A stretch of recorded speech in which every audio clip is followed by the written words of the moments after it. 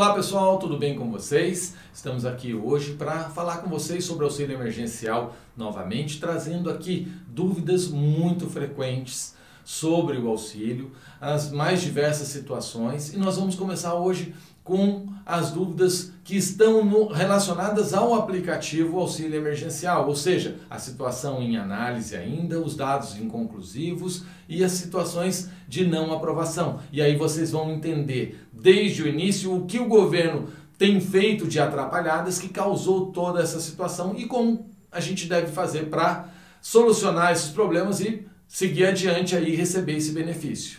Meu nome é Luiz Cláudio Nogaroto, eu sou auditor fiscal da Receita Federal do Brasil e professor. Pessoal, vamos começar aqui então.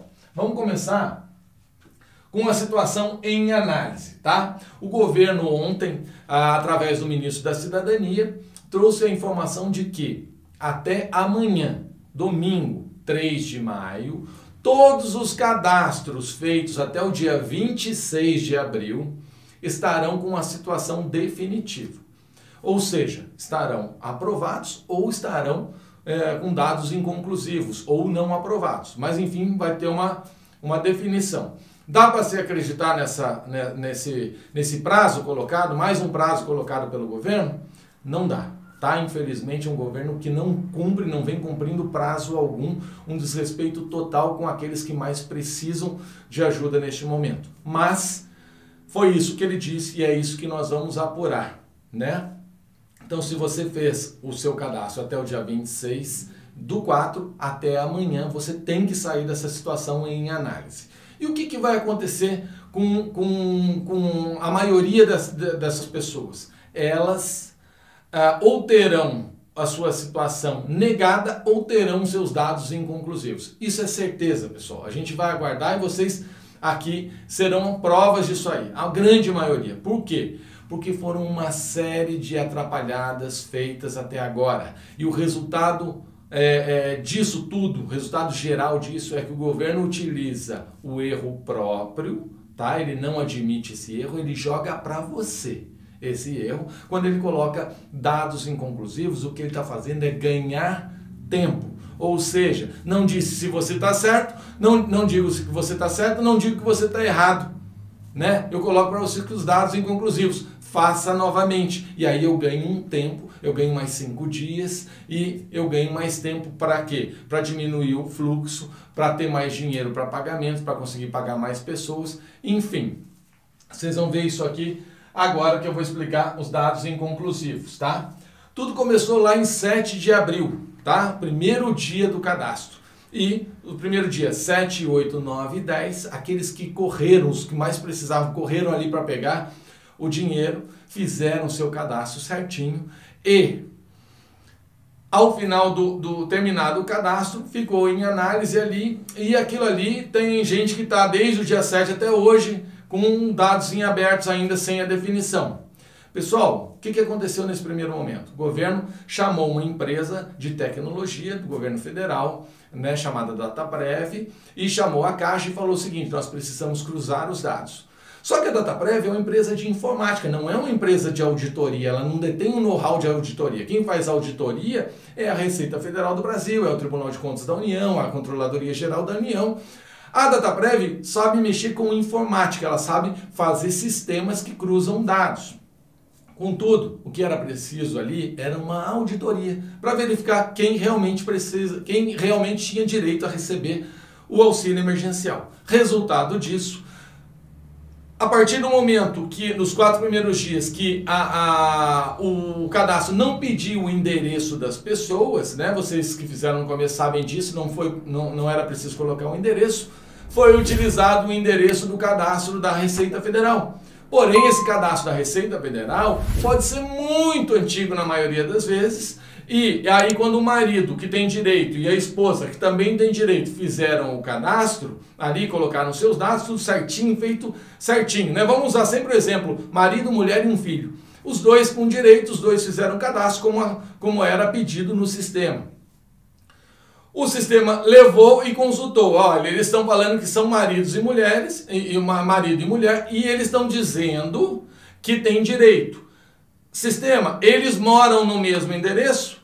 O cadastro da Receita Federal falou o quê? Não. Por quê? Porque é cadastro antigo, a mulher era solteira, morava numa cidade, o marido era solteiro, morava em outra. E agora eles estão dizendo que estão casados. Quando eu checo, eu não dei a opção deles marcarem o endereço atual, eu simplesmente busquei num cadastro, a partir do momento que o cadastro bateu e eles têm endereço diferente, o que se presume? Uma fraude. Ou seja, duas pessoas que se dizendo marido e mulher que não moram na mesma casa. Então você coloca essas pessoas como cadastro, como dados inconclusivos, ou seja, eu cometi um erro de não pedir o endereço, mas não vou assumir esse erro, eu vou colocar a culpa em quem? Em quem preencheu, e vou falar assim, olha meu amigo, alguma coisa você preencheu de errado, faça de novo o seu pedido, tá? Não houve, ninguém admitiu hora nenhuma essa situação que eu estou colocando aqui para vocês.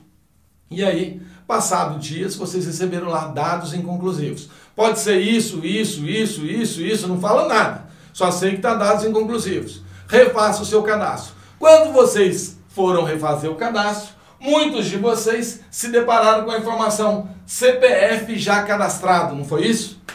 E aí você ficou naquilo, nossa, mas eu tinha colocado que eu morava com meu marido e com meu filho, e agora estou tentando recadastrar novamente, e o sistema não me permite colocar o meu marido e o meu filho, o que eu faço agora? Estou precisando de dinheiro. Ele só me permite colocar sozinho. Bom, vou mandar sozinho. Mandou. Sozinho. O que aconteceu? Muitos de vocês tiveram novamente a situação não aprovada. Por quê? Porque, ora, você falou que é casado e mora com um marido e filho, agora está dizendo que mora sozinha?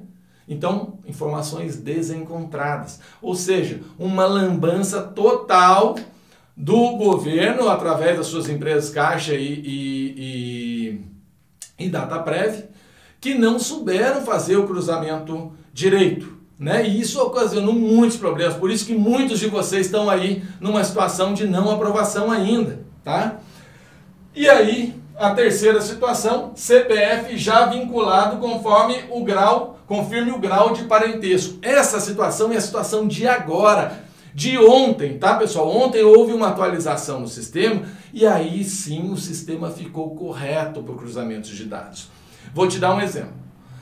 Eu fui fazer ontem um cadastro de uma pessoa que estava com dificuldade de fazer. A pessoa era a mulher, o marido e a filha. A mulher desempregada, o marido MEI com renda baixa e um filho menor de idade. Eu comecei pela mulher. Fiz o cadastro dela e coloquei quem morava na casa, o marido e o filho. Beleza, terminado aquilo, fui ajudar ao marido que também tinha direito.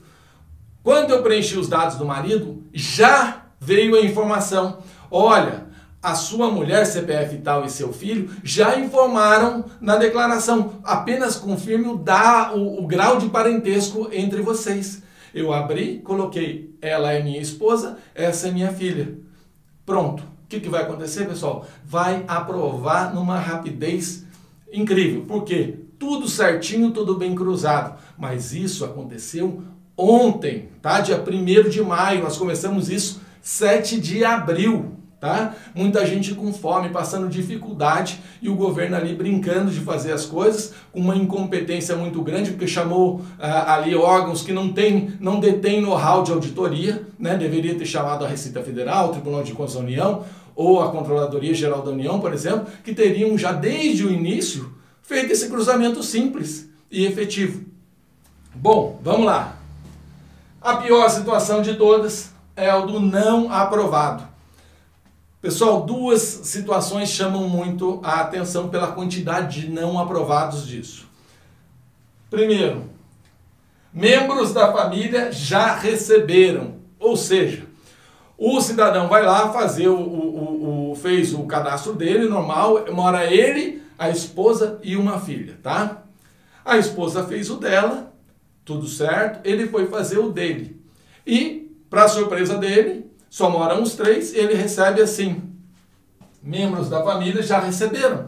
Ou seja, o que quer dizer essa mensagem? Que as duas cotas, que é o total máximo que uma família pode receber, já foram pagas. Aí eles se perguntam, mas só minha mulher recebeu, eu sou a segunda cota.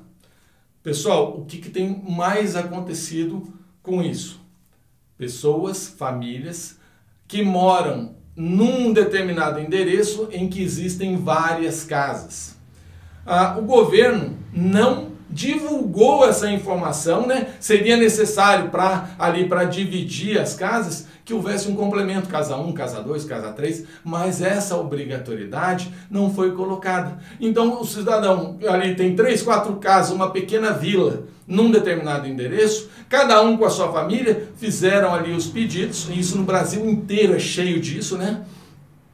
E aí todos negados. Apenas 2 pessoas daquele endereço, daquele monte de residência, vão receber. Por quê? Porque o sistema está detectando que é um endereço.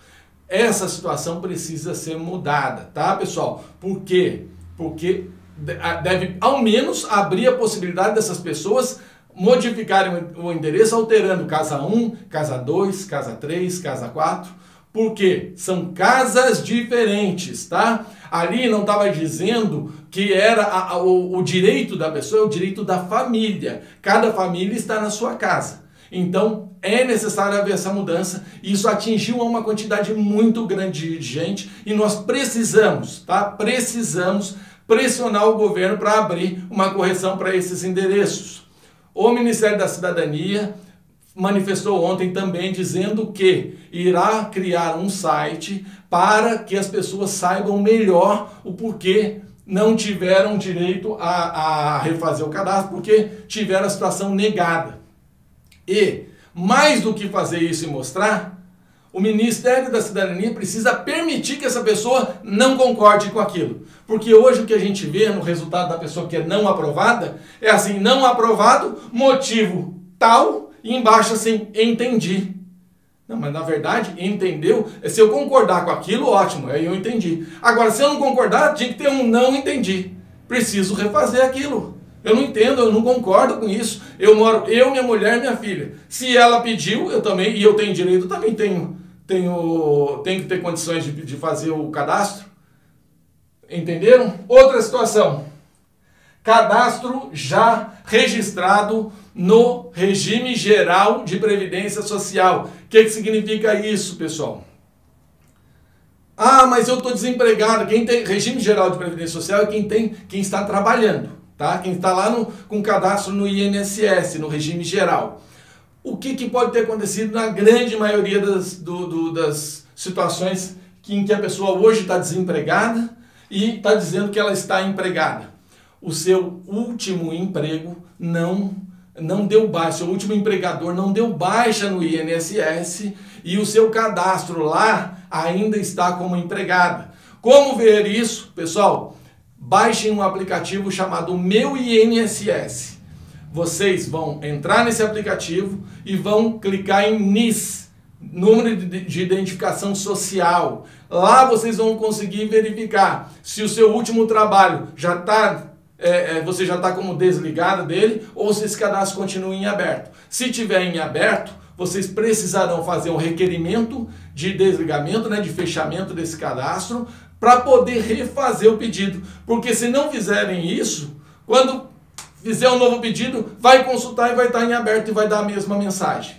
Entendeu? Então, Meu INSS, entram em NIS, olhem ali a situação, se tiver em aberto, façam um pedido para cancelamento do vínculo, ok? Beleza, pessoal? Um grande abraço e até mais.